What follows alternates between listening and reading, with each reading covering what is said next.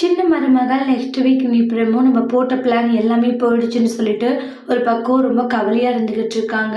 தாமரையும் அவங்களுடைய அம்மாவும் இங்கே வந்து எல்லா பிரச்சனையுமே சரியாகிடுச்சுன்னு சொல்லிட்டு எல்லாருமே ரொம்பவே சந்தோஷமாக இருக்காங்க. அப்புறமா வந்து இன்னைக்கு செக்கப் இருக்குது தானே, நானும் கூட வரேன்ற மாதிரி சொல்லுவாங்க சேது. அதை கேட்ட உடனே தமிழ் செல்வி பயந்து போகிறாங்க. ஈஸ்வரி வந்து ஏதோ ஒரு விஷயம் இருக்குது, ஏன்னா ஹாஸ்பிட்டலுக்கு போகிறத பற்றி பேசினாலே இந்த அளவுக்கு பயப்படுறாங்கன்னா காரணம் இல்லாத எதுவும் இருக்காதுன்ற மாதிரி ஈஸ்வரி ரொம்பவே குழப்பத்தில் இருக்காங்க. ஈஸ்வரி அன்னைக்கு நான் தான் வரல, இன்னைக்கு நானும் ஹாஸ்பிட்டலுக்கு வரேன்ற மாதிரி சொல்கிறாங்க. அன்னைக்கு ஏன் அப்படி ஆயிடுச்சு, எதுக்கு நாங்கள் மட்டும் போயிட்டு வரோன்ற மாதிரி மோகனை சொல்லவும், இல்லை கண்டிப்பாக நான் வருவேன், அந்த குழந்தை எப்படி இருக்குன்னு பார்க்க எனக்கும் கொஞ்சம் ஆர்வமாக தான் இருக்குன்ற மாதிரி சொல்கிறாங்க. அப்புறம் சேது சரி வரட்டும் போயிட்டு வரலாம், என்ன தமிழ் ரெடியா அப்படின்றாங்க. நான் போகலான்றாங்க. அத்தை அன்னைக்கு இது ஏதோ பண்ணி சமாளிச்சிட்டோம், இன்னைக்கு நம்ம எப்படி எதை தப்பிக்க போகிறோன்றாங்க.